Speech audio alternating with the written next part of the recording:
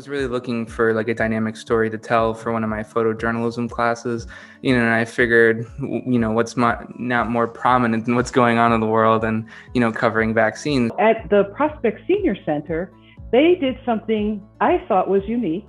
They actually called the seniors to make appointments to come to the senior center and get their vaccine. I live with my grandma. We take care of her. And I know like she's, she hasn't really gone outside much because, the fear of the pandemic. While I was there was a person taking photographs, and I walked up to him and asked him what he was doing. He said he was a student at Quinnipiac University.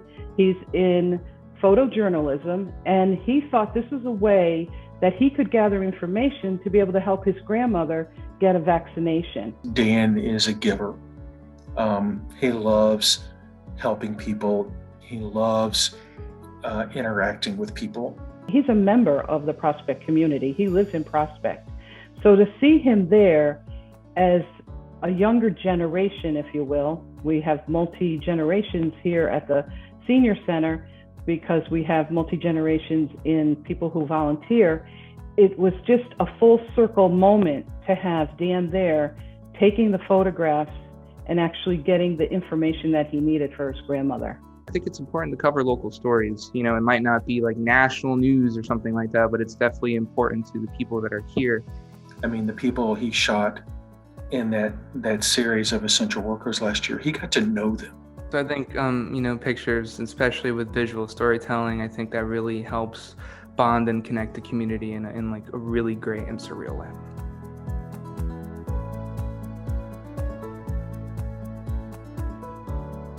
Look at TV shows and movies, only about 5% of the actors have some form of disability, whereas in the United States, 27% of the population identifies as having some form of disability. So really what Ability Media is producing content, whether that's stories, podcasts, videos, TV shows, all around the topic of what it's like to be a disabled person in this country, the issues that they face, and really just kind of shed a light on the fact that traditional media in this country doesn't pay a whole lot of attention.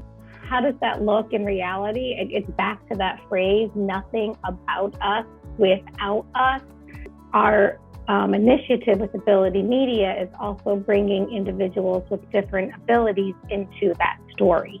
And so I really saw this as this is an effort that the School of Communications at Quinnipiac can take on and help address an issue in society that needs to be corrected. If you bring other narratives or people into the conversation, then that community is then built in a way that becomes a livable community for all.